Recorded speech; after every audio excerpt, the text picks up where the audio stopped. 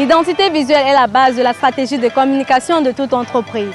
Elle apporte un pouvoir à une marque sur sa cible à travers la séduction en termes de différenciation, de personnalité ou encore de valeur ajoutée. Bonjour à tous et à toutes, vous regardez Business Advices.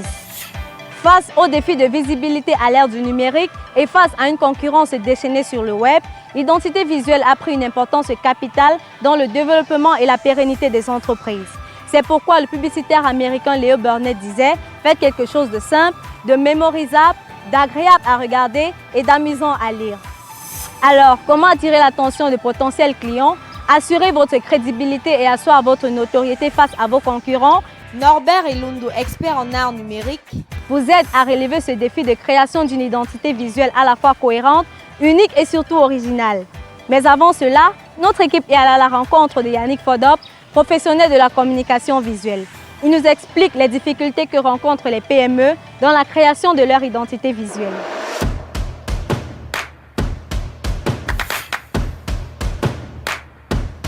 À première vue, l'identité visuelle d'une entreprise peut sembler accessoire. Et pourtant, elle n'est pas à prendre à la légère. Selon le quotidien Cameroun Tribune, 75% des échecs commerciaux des PME n'ont aucun rapport avec la qualité des produits.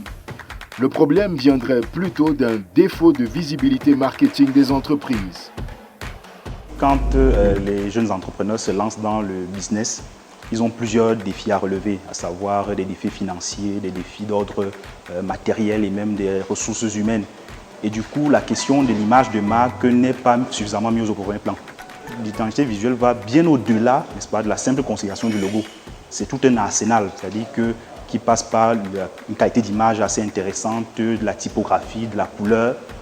Et très souvent, ces entrepreneurs-là n'ont pas conscience, n'est-ce pas, de l'enjeu que la communication ou bien l'identité visuelle peut avoir sur leur business, sur leurs produits. Yannick Fodop, infographiste multimédia, formateur et parallèlement consultant, accompagne les PME dans leur création d'identité visuelle. Il faut pas aller vers des couleurs trop flashy, c'est-à-dire que faites des choix réalistes. Par exemple, du vert comme ça, du rouge. Voilà tout l'intérêt d'appliquer un calque de réglage à notre image.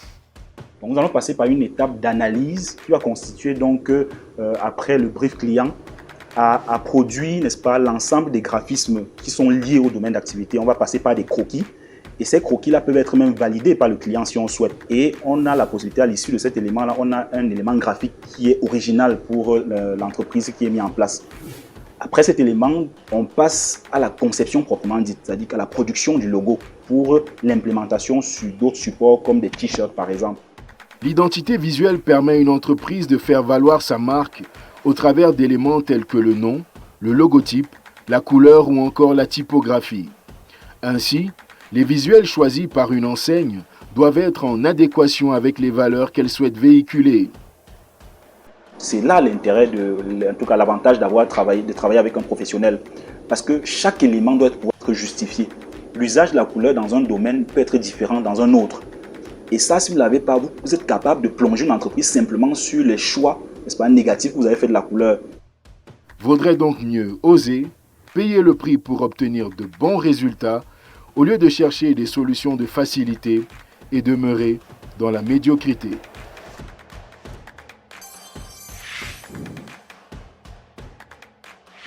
Les individus ont une carte nationale d'identité, et bien l'entreprise également, en dehors de la paperasse administrative, doit avoir d'autres éléments qui vont permettre de l'afficher dans l'environnement concurrentiel, le marché, la relation avec l'audience, la relation avec la clientèle. Il faut savoir que le nom que vous donnez à votre entreprise est un élément de la dite identité. Et notamment, la plupart de vos produits et services seront labellisés en fonction du nom que vous avez donné à votre entreprise. Comment, par exemple, moi aujourd'hui, en tant qu'entrepreneur, je serai présent dans la rue, à partir du siège de mon entreprise, dans l'affichage urbain, comment je ferai de la communication dans les médias, comment je ferai de la communication hors médias. C'est une erreur que l'on a tendance à commettre très souvent quand on est start-upper, quand on est un jeune créateur ou un jeune porteur de projet d'entreprise. La plupart du temps, on pense que la communication graphique avancée est réservée aux entreprises qui ont beaucoup de moyens, qui peuvent donc, par exemple, avoir un département en charge de la conception de la charte graphique. Mais en réalité, on peut tous communiquer et nous devons tous communiquer. En réalité, ne pensons pas toujours que le professionnel coûte très cher. Quand on est entrepreneur et qu'on n'a pas de compétences de design graphique, il faut identifier un designer graphique conséquent, qui a un minimum de compréhension du langage des formes et des couleurs, qui a un minimum de compréhension de la science des logotypes, par exemple, parce que le premier élément, effectivement, qui vous fera vivre, quel que soit le type de média ou le type de support, c'est votre logotype qui est, je vais dire, un élément phare de votre identité visuelle. L'une des raisons qui nous pousse vers les produits importés, c'est parfois leur packaging. Je me souviens de l'anecdote que moi-même j'ai vécue. J'ai acheté un produit parce que le packaging était très bien élaboré, m'avait tellement aguiché que je l'ai acquis. Mais j'ai été très déçu par la qualité de ce produit.